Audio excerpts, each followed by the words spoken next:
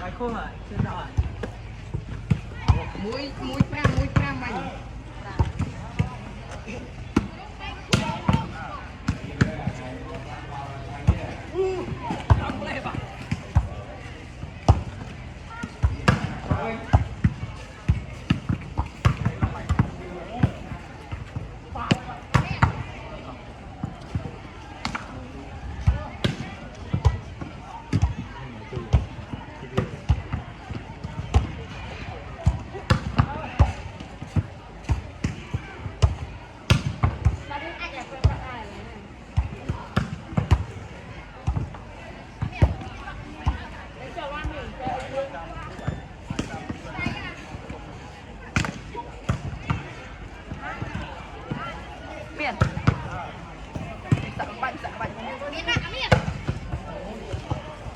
Tầng à. Cho nên nhảy đã thu ra.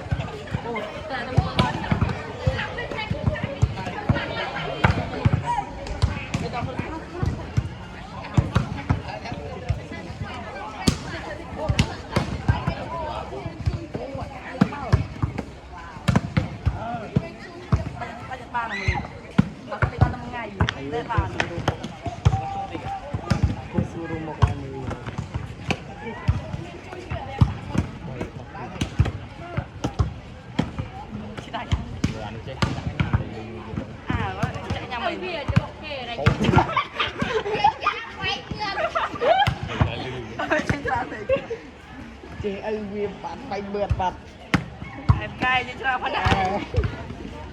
mà làm phải bật Đỏ mau. bộ anh chị ơi vì mà tít đừng tao phải mượt nó cả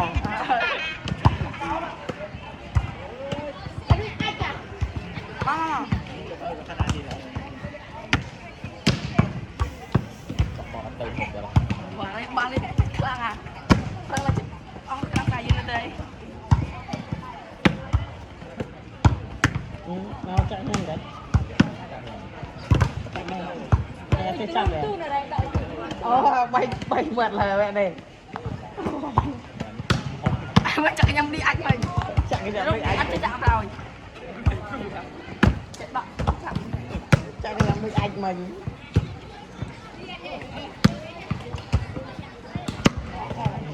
ô Đang gặp bên chân nghe. đây là môi lo là tình rồi Đây à. mà cả tôi lên cái lấy đâu anh đập bà cả mà anh đập cho bà mà anh đập cho bà mà Ôi, bắt cái nhầm tôn làm một cái này anh nghe đâu mày cầm thoại đây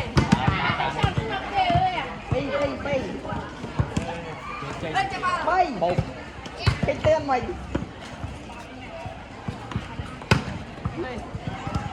oh no tôi thấy quay được như là nào anh đi có chua em nói anh ta đọc lúc đó mà anh đâm anh thằng cả này mới nhanh nè người ta không vì là bạn thằng rồi mà bỏ anh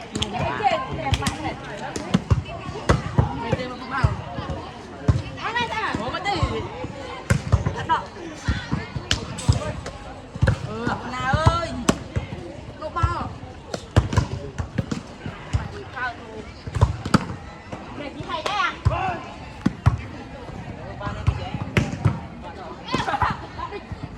cái lông tu này đánh ăn chơi cây ở đây